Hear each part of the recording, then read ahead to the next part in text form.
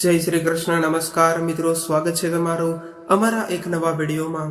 મિત્રો, આજના વિડીયોમાં આપણે એ જાણકારી જાણવાના છીએ કે તમારા ઘરમાં તમને જો આવા સંકેતો જોવા મળતા હોય, તમને જો આ સંકેત જોવા મળતો હોય, તેવા કેટલાય શુભ સંકેતો જોવા મળતા હોય, તો તમારે સમજવું જોઈએ કે હવે તમે ધનવાન બનવા જઈ રહ્યા છો.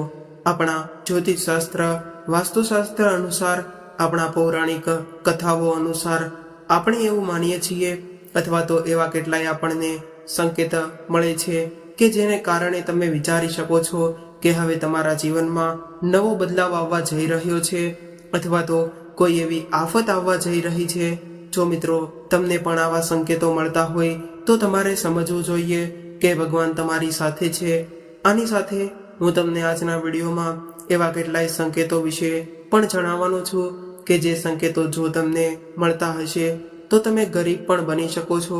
આની સાથે એવા કેટલાય સંકેતો જણાવવાનો છું કે જે સંકેતો જો તમને મળી રહ્યા હશે તો તમે રંગમાંથી રાજા પણ બની શકો છો અને રાજામાંથી રંગ પણ બની શકો છો. તે માટે આ જાણકારી જાણવા માટે વિડીયોને અંત સુધી ધ્યાનથી જોતા રહેજો. આની સાથે આજના વિડીયોમાં હું તમને એ પણ જણાવવાનો છું કે જો તમારા જીવનમાં આવનારા સમયમાં ગરીબી આવવાની છે, અથવા તો કોઈ પણ એવી આર્થિક સમસ્યા આવવાની છે, તો તમે કેવી રીતે તેનાથી બચી શકો છો, અથવા તો તમને કયા એવા સંકેતો મળે છે કે જેને કારણે તમને સમજી શકો છો કે તમારા જીવનમાં ગરીબી આવી રહી છે, અથવા તો કોઈ મોટી આર્થિક સમસ્યા આવી રહી છે અને જેનાથી તમે બચી શકો. આની સાથે ઘણા એવા સંકેતો હોય છે કે જે સંકેતો તમને અમીરી તરફ પણ લઈ જતા હોય, પરંતુ આજના જમાનામાં ઘણા લોકોને તેના વિશે ખબર નથી હોતી. આજે અમે તમને એ જ જણાવવાના છીએ કે તમારા ઘરમાં ગરીબી આવતા પહેલા તમને કયો એવો સંકેત મળે છે. મિત્રો, વાસ્તુશાસ્ત્રને આમ તો દિશાઓનું વિજ્ઞાન માનવામાં આવે છે. કેટલી વાર આપણી નાની નાની બાબતો અથવા તો એવી કેટલી નાની બાબતો હોય કે જેને આપણે વાત વાતમાં અવગણતા હોઈએ, પણ તે આપણને ખૂબ જ મોટી સમસ્યા પણ બની શકે છે, અથવા તો આગળ જતા તે મુશ્કેલી પણ બની શકે છે. આર્થિક સમસ્યા તરીકે પણ તે બની શકે છે, અથવા તો જો તમારા ઘરમાં કોઈ પરેશાની આવવાની છે, આર્થિક પરેશાની આવવાની છે, અથવા તો કોઈ પણ પરેશાની આવવાની છે, તો તેના પહેલા તુલસીના છોડ ઉપર એવા સંકેતો જોવા મળી શકે છે. આની સાથે તુલસીનું વૃક્ષ પૂરી રીતે સુકાઈ જાય છે, અથવા તો તેમાં કંઈક થવા લાગે છે. મિત્રો, તો ચાલો માહિતીને આગળ વધારીએ તે પહેલા અમારી ચેનલને જરૂરથી સબસ્ક્રાઇબ કરી લેજો. તમારા મિત્રો સાથે આ વિડીયોને શેર કરી વિડીયોને લાઈક કરી દેજો. અને હજુ સુધી કોમેન્ટ બોક્સમાં જય શ્રી કૃષ્ણ ન લખ્યું હોય તો જય શ્રી કૃષ્ણ લખી દેજો. મિત્રો, તમને જણાવી દઈએ કે માત્ર તુલસીના છોડવા પરથી જ તે આપણે નથી જોઈ શકતા કે ગરીબી આપણા ઘરમાં આવી રહી છે, અથવા તો કોઈ મોટી આફત આવી રહી છે. આવામાં આપણે કોઈ પણ વૃક્ષ આપણા ઘરમાં જે લગાડેલું હોય તે પણ સુકાવા લાગે છે. જો તમારા ઘરના વૃક્ષો પણ સુકાઈ જતા હોય તો તેને કારણે તમારા જીવનમાં કંઈક બદલાવ થવા જઈ રહ્યો છે. મિત્રો, જો તમારા ઘરમાં લાગેલા કોઈ પણ વૃક્ષના પત્તા જો સુકાવા લાગ્યા છે, અથવા તો કંઈ પણ સુકાવા લાગે છે, તો તેને કારણે પરંતુ તુરંત જ તેને કાપી લેવા જોઈએ. આનાથી તમારા ઉપર કર્જ વધવાની સંભાવનાઓ વધી જાય છે. જો તમારા ઘરના વૃક્ષો, નાના વૃક્ષો, છોડવાઓ જે હોય છે, જો તેના પર્ણો સુકાઈ જતા હોય, પાંદડાઓ સુકાઈ જતા હોય, તો તેને કારણે તમારા ઉપર કર્જ આવી શકે છે. આની સાથે ઘણી મહિલાઓ રાત્રે ભોજન કર્યા બાદ ત્યારબાદ તેઓ વાસણ સાફ નથી કરતા, વાસણ નથી ઉટકતા, પરંતુ તેમણે આવી રીતે ખરાબ વાસણો હોય, એટલે કે જે એઠા વાસણો હોય છે, તેને તેમને તેમ પડ્યા ન રાખવા. આ તમારા ઘરમાં ગરીબીનું મુખ્ય કારણ બની શકે છે. અથવા તો ઘણી મહિલાઓ સવારે ધોઈ નાખે છે આ વાસણો, તેમણે ત્યારે તરત જ તે ધોઈ નાખવા. આ ભૂલ ન કરવી. જે મહિલાઓ આ ભૂલ કરે છે તો તેને કારણે તેમના ઘરમાં ભયંકર ગરીબી આવી શકે છે. આ ઈશ્વર તરફથી સંકેતો હોય છે કે તમારે ભૂલથી પણ આ ભૂલ ન કરવી. અને સાથે તમારે એ વાતનું પણ ધ્યાન રાખવું કે જે મહિલાઓ આળસને કારણે આવું કરે છે તો તેને કારણે તેમના ઘરમાં ગરીબી આવી શકે છે.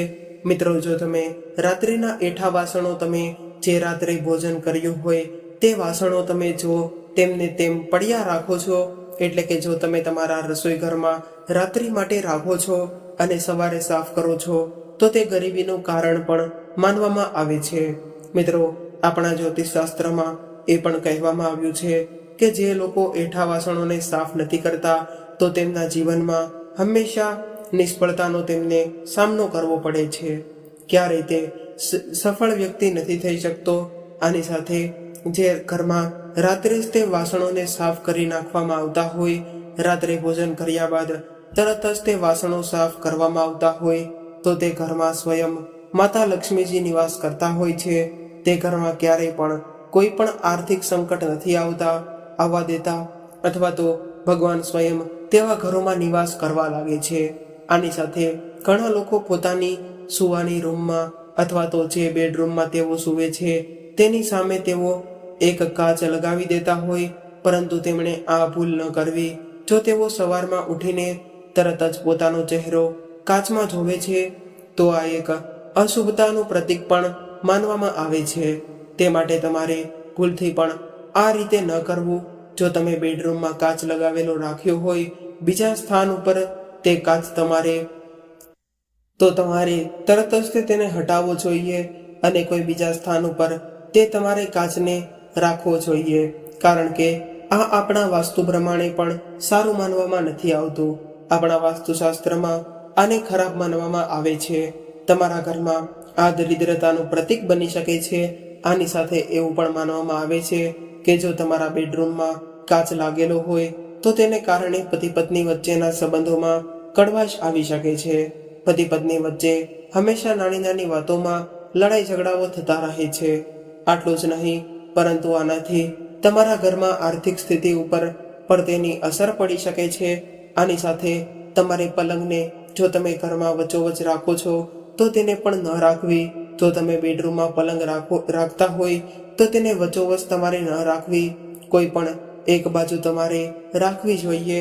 આનાથી વ્યક્તિ તણાવભર્યો રહે છે અને ક્યારેય તેને થાક નથી ઉતરતો. આની સાથે વ્યક્તિના કાર્યોમાં બાધાઓ પણ આવી શકે છે.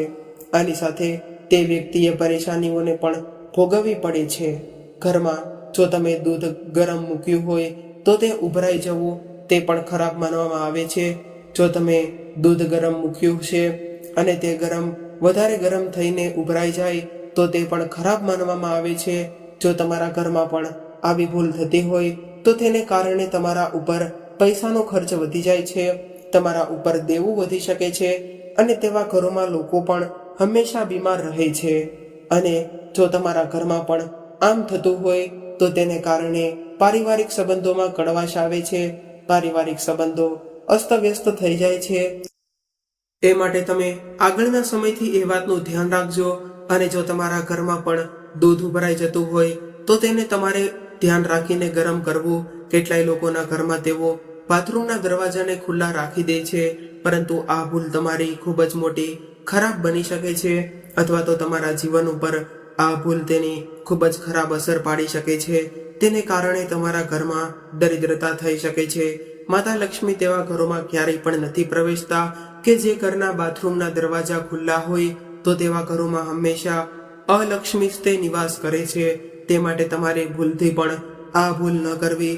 અને સાથે સાથે તમારે જ્યારે પણ તમે બાથરૂમનો ઉપયોગ કરો છો ત્યારબાદ તમારે તેનો દરવાજો બંધ કરવો. દરવાજો ખુલ્લો જ રહે છે તો તેને કારણે તમારા ઘરમાં નકારાત્મક ઉર્જા પ્રવેશ કરે છે અને દરિદ્રતાનો વાસ થવા લાગે છે. મિત્રો, આની સાથે જો તમે ઘરની બહાર જતા હોય અને આવતા સમયે જો તમને દરવાજા આગળ જ તે ગરોળીના દર્શન થઈ જાય તો તે સારું માનવામાં નથી આવતું. આ અશુભ માનવામાં આવે છે. ઘરના મુખ્ય દરવાજા ઉપર ગરોળીના દર્શન થવાથી તમારો ખરાબ સમય શરૂ થઈ જાય છે. એ માટે તમારે ખરાબ સમય માટે તમારે સ્વયંને તૈયાર કરવા જોઈએ અને તમારે બધા નિર્ણયો હિંમત લઈને કરવા જોઈએ અને હંમેશા તમારે સકારાત્મકતાથી કાર્ય કરવું જોઈએ. મિત્રો, જો તમારું ઘર નાનું હોય કે મોટું હોય, પરંતુ તમારે તેને જરૂરથી સાફ રાખવું જોઈએ. જે ઘર સાફ હોય છે તે ઘરમાં માતા લક્ષ્મી સ્વયં નિવાસ કરે છે અને માતા લક્ષ્મી ખુદ કહે છે કે જે લોકોનું ઘર હંમેશા સ્વચ્છ રહે છે તે ઘરમાં જ હું નિવાસ કરું છું. અને તે ઘરને ધન દોલતથી ભરી દઉં છું.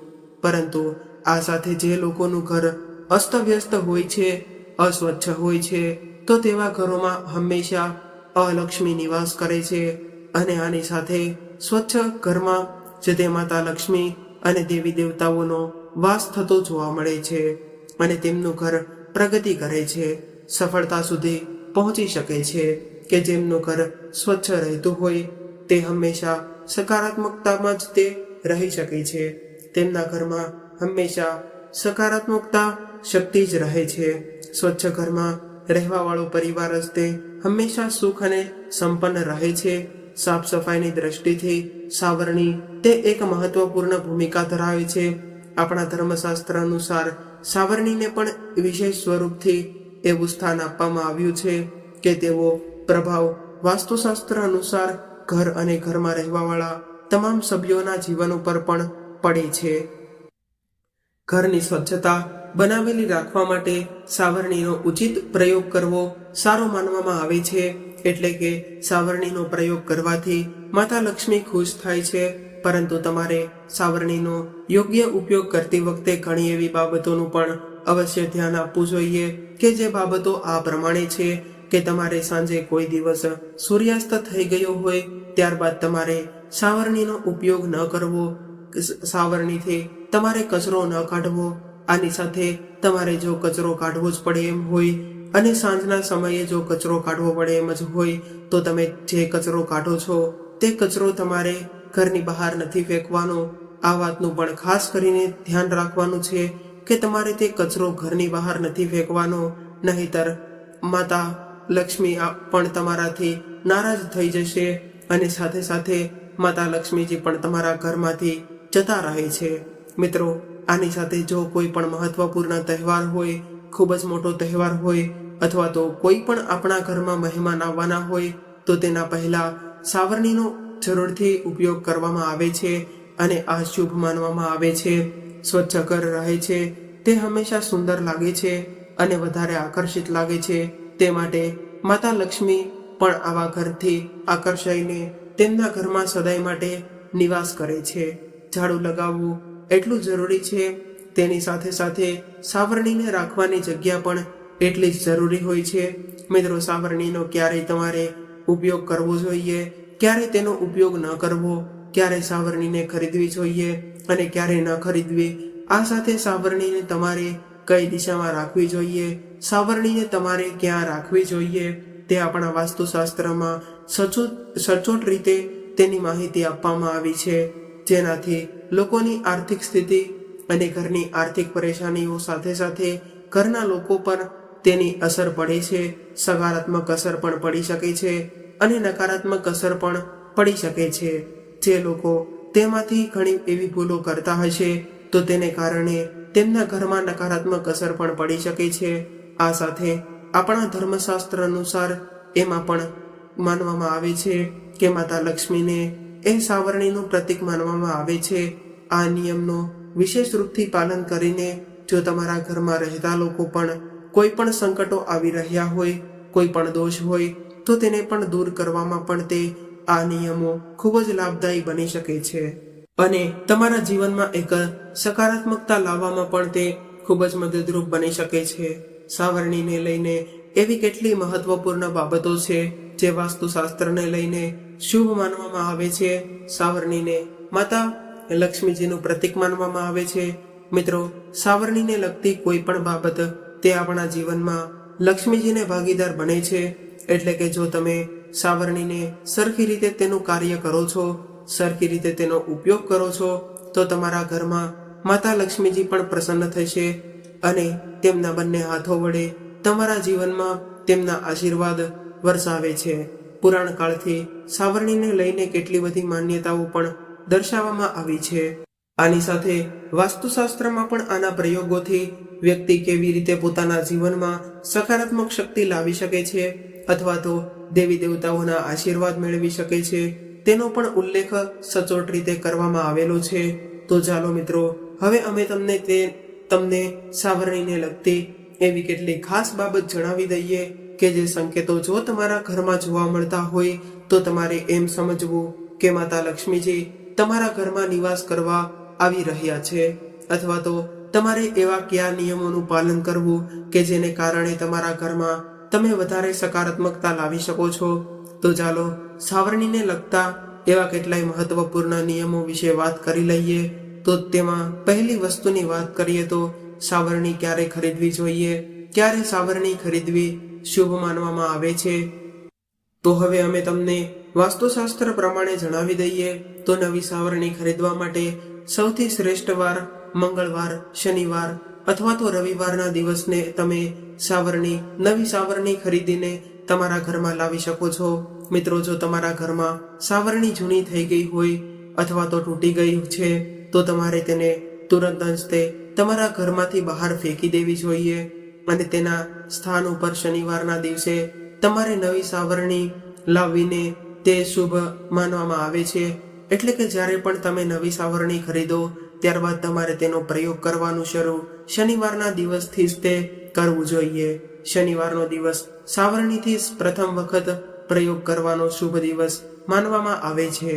અને જો મિત્રો તમે પણ આમ કરો છો તો તેને કારણે તમારા ઘરમાંથી દોષ દૂર રહે છે. મિત્રો, જ્યોતિષશાસ્ત્ર અનુસાર સાવરણીને ખરીદવી અથવા તો ફેંકવી તે શનિવારના દિવસે જ તે કરવામાં આવે છે અને શનિવારનો દિવસ આ કાર્ય કરવા માટેનો શુભ દિવસ પણ માનવામાં આવે છે. આની સાથે તમારે સાવરણીને ફેંકતી વખતે એક વસ્તુનું ધ્યાન રાખવાનું છે કે તમે જે જગ્યા ઉપર સાવરણી ફેંકી રહ્યા છો ત્યાં કોઈ પણ વ્યક્તિનો પગ ન આવવો જોઈએ. રાત્રિ પહેલા જ તે એટલે કે સૂર્યાસ્ત પહેલા તમારે નવી સાવરણી ખરીદી લેવી જોઈએ. આની સાથે રાત્રે સાવરણી ખરીદવી પણ અશુભ માનવામાં આવે છે.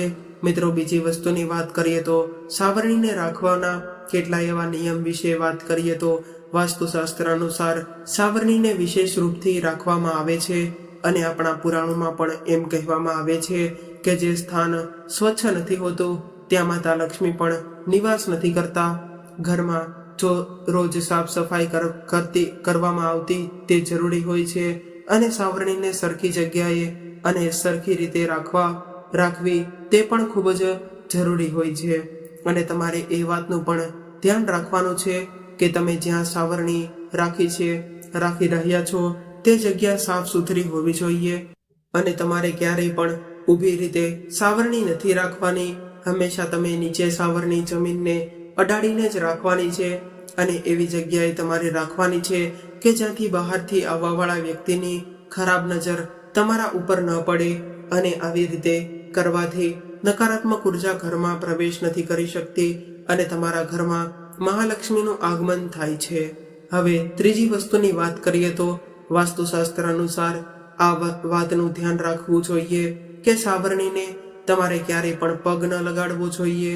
સાવરણીને કોઈ એવી જગ્યાએ ન રાખવી કે જે જગ્યા ઉપર હંમેશા ગંદકી રહેતી હોય અને જો તમે આમ કરો છો તો તેને કારણે સાવરણીનું અપમાન થયું માનવામાં આવે છે. એટલે માતા લક્ષ્મીજીનું પણ અપમાન થયું માનવામાં આવે છે અને ઘરમાં ગરીબી આવવાના અશુભ સંકેતો પણ આ બતાવે છે. સાવરણીને ક્યારેય પણ ઊભી કરીને ન રાખવી. વાસ્તુશાસ્ત્ર અનુસાર સાવરણીને હંમેશા નીચે રાખવી જોઈએ, એટલે કે તમારે આડી રાખવી જોઈએ. મિત્રો, જો તમારી સાવરણી જૂની થઈ ગઈ છે, તૂટી ગઈ છે તો તમારે શનિવારના દિવસે સાંજ થયા પહેલા જ તે નવી સાવરણી ખરીદીને પહેલાની સાવરણીને ફેંકી ત્યારબાદ તમારે આ સાવરણી ઉપયોગમાં લેવી જોઈએ અને જે પહેલાથી જાડું હોય તેને તમારે ઉચિત સ્થાન ઉપર ફેંકવી જોઈએ. જેવી રીતે કે વહેતી નદીમાં અથવા તો કોઈ પણ વૃક્ષ નીચે પણ તમે રાખી શકો છો. મિત્રો, પાંચમી વસ્તુની વાત કરીએ તો જો વાસ્તુશાસ્ત્ર અનુસાર સાવરણી તે મહાલક્ષ્મીનું પ્રતીક હોય છે, માતા લક્ષ્મીનું પ્રતીક માનવામાં આવે છે, કારણ કે તેને કોઈ પણ પશુ, પ્રાણી અથવા તો કોઈ પણ જીવને તમારે સાવરણીને ન મારવું. જો તમે પણ આ ભૂલ કરો છો તો તેને કારણે તમારા જીવનમાં ભયંકર ગરીબી આવી શકે છે.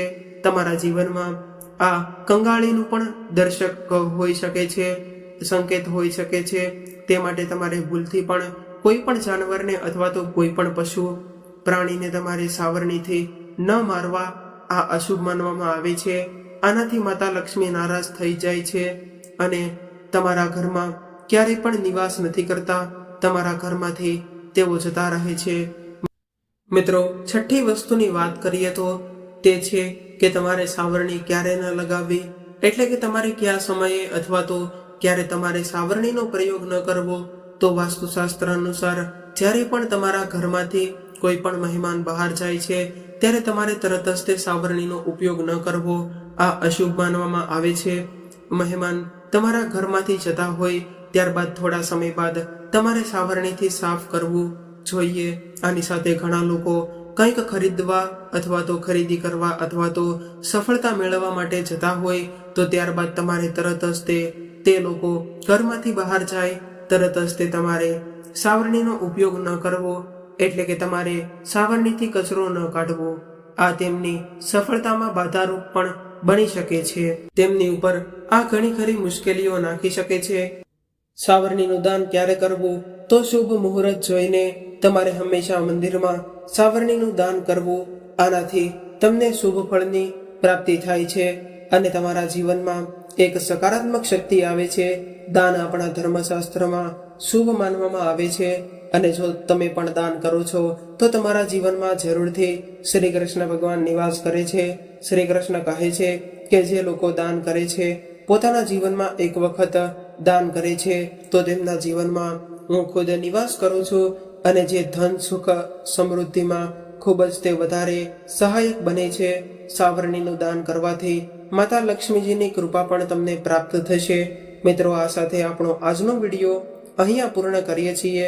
મિત્રો, જે લોકોને એવા શુભ સંકેતો મળતા હોય, જે લોકોને આવા શુભ સંકેતો મળતા હોય અથવા તો જે લોકો સાવરણીથી સાફ સફાઈ કરતા સમયે આ વસ્તુઓનું ધ્યાન રાખે છે તો તેમના જીવનમાં જરૂરથી સુખ સમૃદ્ધિ આવે છે. માતા લક્ષ્મીજી તેમના જીવનમાં સદૈવ માટે નિવાસ કરે છે અને તેમના ઘરને ધન દોલતથી ભરી દે છે. મિત્રો, આ હતી થોડી માહિતી કે જેનું તમારે અવશ્ય ધ્યાન રાખવું જોઈએ. આ નિયમોનું તમારે જરૂરથી પાલન કરવું જોઈએ. તમારા જીવનમાં ચોક્કસપણે સકારાત્મકતા લઈને આવે છે. તો મિત્રો, આ સાથે આપણો આજની આ જાણકારી અહીંયા પૂર્ણ કરીએ છીએ. જો તમને આ જાણકારી પસંદ આવી હોય તો અમારી ચેનલને સબસ્ક્રાઇબ કરવાનું ભૂલશો નહીં અને હજુ સુધી જો વિડીયોને લાઇક ન કર્યો હોય તો લાઇક કરી દેજો અને તમારા મિત્રો સાથે આ વિડીયોને શેર કરી દેજો. જે લોકો કૃષ્ણ ભગવાનના શ્રદ્ધા રાખે છે, માતા લક્ષ્મીને માને છે, તેઓ કોમેન્ટ બોક્સમાં જરૂરથી જય માતા લક્ષ્મી, જય શ્રી કૃષ્ણ લખી દેજો. તો ફરી મળીશું આજે આવા જ એક નવા વિડીયો સાથે, એક નવી માહિતી સાથે. ત્યાં સુધી સવારે તમારા જય શ્રી કૃષ્ણ, હર હર મહાદેવ.